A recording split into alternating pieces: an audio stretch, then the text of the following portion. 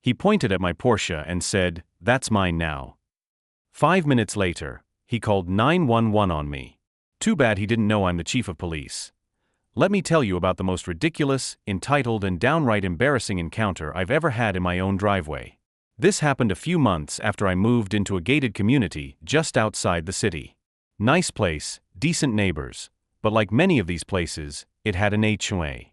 Now I'm not against HOAs, in theory. But this one? Let's just say it had a reputation for being a little power-hungry. Anyway, it was a sunny Saturday afternoon. I had just detailed my Porsche 911, my pride and joy. It's the reward I bought myself after 20 years of service and some long, hard promotions. Clean, black exterior, roaring engine, parked neatly in my own driveway. I'm sipping a coffee, admiring the shine, when this teenager, maybe 17 or 18, walks up like he's starring in a bad reality show. "Nice car," he says. I nod politely. "Thanks." Then he says it, and I kid you not, my dad says sports cars aren't allowed in this neighborhood. So you can either move it, or just let me have it. I actually laughed. Thought he was joking. This kid's wearing designer slides, a tank top 2 sizes too small, and this smug look that just screams my dad's on the HOA. I tell him, that's not how this works. It's my driveway, it's my car, and your dad doesn't control what I drive. He didn't like that. He puffs up his chest, mumbles something about rules, and storms off. I think that's the end of it. 10 minutes later, red and blue lights flashing at my house. 2 patrol units. Sirens on. I walk outside, calm as can be, and who's standing there pointing at me? Yep, junior HOA royalty, dramatically explaining how this man threatened me, and how my Porsche was stolen. One officer approaches me cautiously, asking for ID and vehicle registration.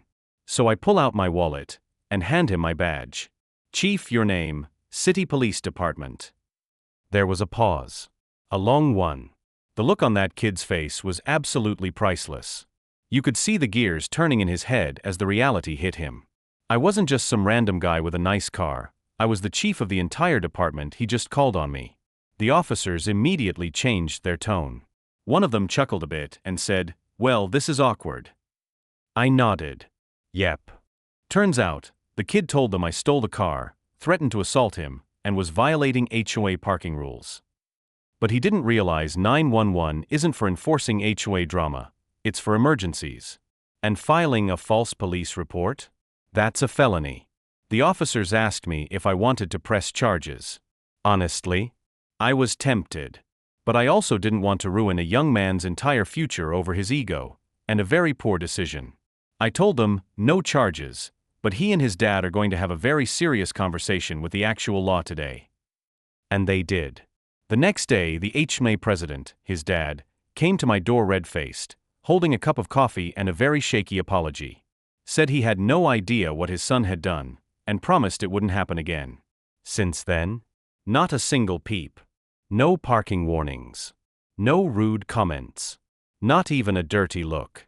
Direct hit moral of the story? Don't assume someone's just another guy with a fancy car. You never know who you're messing with, and some people drive a 911 because they earned it the hard way. If you liked this story, smash that like button, hit subscribe, and drop a comment. What would you have done if a kid tried to take your car and then called 911 on you? More real stories coming every week. Stay tuned.